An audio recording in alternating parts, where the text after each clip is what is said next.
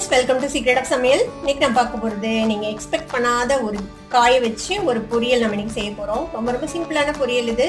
ரொம்ப டேஸ்டியான பொரியல் கூட. அப்படி என்ன காய் யூஸ் பண்ணியிருக்கிறேன் இன்னைக்கு பொரியலுக்கு அப்படின்னு பாக்குறீங்களா? இது வந்துட்டு ஜுக்கினி.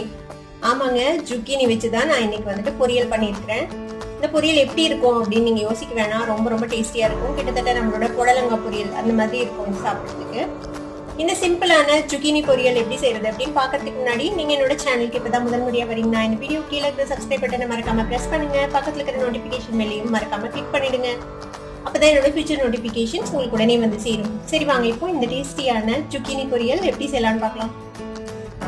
ஜுக்கினி பொரியலுக்கு வந்துட்டு இந்த மாதிரி ஜுக்கினியை வந்துட்டு நான் இந்த மாதிரி பீசஸா வெட்டி வச்சிருக்கேன். கிட்டத்தட்ட நம்ம புடலங்காய் வெட்டுற மாதிரி அந்த சைஸ்க்கு நம்ம வெட்டி வச்சுக்கலாம். இந்த மாதிரி இதுக்கு வந்துட்டு தாளிக்கிறதுக்கு வெங்காயம், கருவேப்பிலை, வரமிளகாய் எடுத்திருக்கேன். நம்ம காரத்துக்கு வேற எதுவும் யூஸ் பண்ண போறது இல்லை, வெறும் வரமிளகாய் காரம் மட்டும்தான். நீங்க அதுக்கு தகுந்த மாதிரி நீங்க காரம் போட்டுக்கோங்க, ஆட் பண்ணிக்கோங்க வரமிளகாய். கடைசியில போடுறதுக்கு வந்துட்டு தேங்காய் எடுத்திருக்கேன். தாளிக்கிறதுக்கு வந்துட்டு கடுகு, உளுத்தம் பருப்பு, கடலைப்பருப்பு 3 போட போறோம். கொஞ்சமா எண்ணெய் வேணும் செய்யறதுக்கு. இப்போ எப்படி செய்யலாம்னு பார்க்கலாம். ஒரு பேன் அடுப்புல வச்சிருக்கேன். இதுல வந்துட்டு ஒரு 2 டீஸ்பூன் அளவுக்கு எண்ணெய் விட்டுருக்கேன். எண்ணெய் சூடாயிடுச்சு. இதுல வந்துட்டு நம்ம கடுகு, கடலைப்பருப்பு, உளுத்தம் பருப்பு 3 போட்டுக்கலாம். கடுகு பொரியுது. நம்மளோட கடலைப்பருப்பு, உளுத்தம் பருப்பு செவந்துச்சு. இப்போ வந்துட்டு நம்ம இந்த வரமிளகாய் சேர்த்திடலாம். கூடவே இந்த கருவேப்பிலையும் வெங்காயமும் சேர்த்திடலாம். இது வதக்கிக்கோங்க லைட்டா. வெங்காயம் லைட்டா வதங்கினா போதும். இங்க பாருங்க, ஓரளவுக்கு வதங்கிடுச்சு. இப்போ நம்ம இந்த ஜுக்கினி கட் பண்ணி வச்சிருக்க ஜுக்கினி சேர்த்திடலாம்.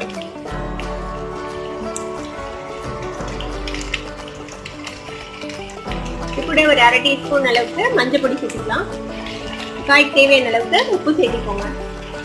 இதுல நம்ம வேற எதுவுமே ஆட் பண்ண போறது இல்ல, அவ்வளவுதான். நம்ம வந்துட்டு நீங்க காரத்துக்கு வந்துட்டு வரமிளகாய் வந்துட்டு அட்ஜஸ்ட் பண்ணிக்கோங்க. தேவைப்பட்டா நீங்க ஒரு 10 மிளகாய் கூட சேர்த்திக்கலாம், அதுவும் நல்லா இருக்கும். இதை வந்துட்டு நல்லா மிக்ஸ் பண்ணிவிட்டு நம்ம மூடி வச்சு வேக வரைக்கும் விட போறோம். அவ்வளவுதான், நம்மளோட ஜுக்கினி பொரியல் ரெடி ஆயிடும். அதுக்கப்புறம் தேங்காய் போட்டு நம்ம இறக்கிடலாம். ரொம்ப சிம்பிளான ஒரு பொரியல் இது. நம்ம நார்மலா மித்த பொரியல் செய்யற மாதிரி தான். இப்போ ஃப்ளேமை வந்துட்டு குறைச்சி வச்சிடுங்க. இப்போ வந்துட்டு நம்ம மூடி போட்டு மூடி வச்சுக்கலாம். இப்போ இது வேகட்டும். ஒரு 5 மினிட்ஸ் ஆகும் இது வேகிறதுக்கு. வேக வரைக்கும் நம்ம வெயிட் பண்ணலாம். இடையில ஓப்பன் பண்ணி இதை வந்துட்டு கிளறி விட்டுக்கோங்க. ஒரு 2 நிமிஷம் ஆச்சு. நம்ம ஓப்பன் பண்ணி பார்ப்போம். பாருங்க, ஒரு கிளாஸியான டெக்ஸ்சர்ல இருக்கு. இப்போ இன்னும் கொஞ்சம் வேகணும். இன்னும் ஒரு 2-3 மினிட்ஸ் ஆகும் இது வேகிறதுக்கு. நல்லா ஒரு பரட்டி விடுங்க. நல்லா கிளறி விட்டாச்சு. இப்போ திருப்பியும் மூடி போட்டு இன்னொரு 2-3 மினிட்ஸ் வேக வைக்கலாம். இது காய் வந்துட்டு சாஃப்ட் ஆகட்டும். அது வரைக்கும் நம்ம வேக வச்சுக்கலாம். இன்னொரு 4-5 நிமிஷம் பக்கமா நம்மளோட காய் வெந்திருக்குது ஜுக்கினி. ஓப்பன் பண்ணி பார்ப்போம். நம்ம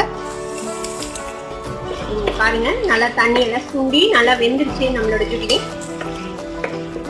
வெந்துருச்சா அப்படின்னு செக் பண்ணி பார்த்துக்கோங்க.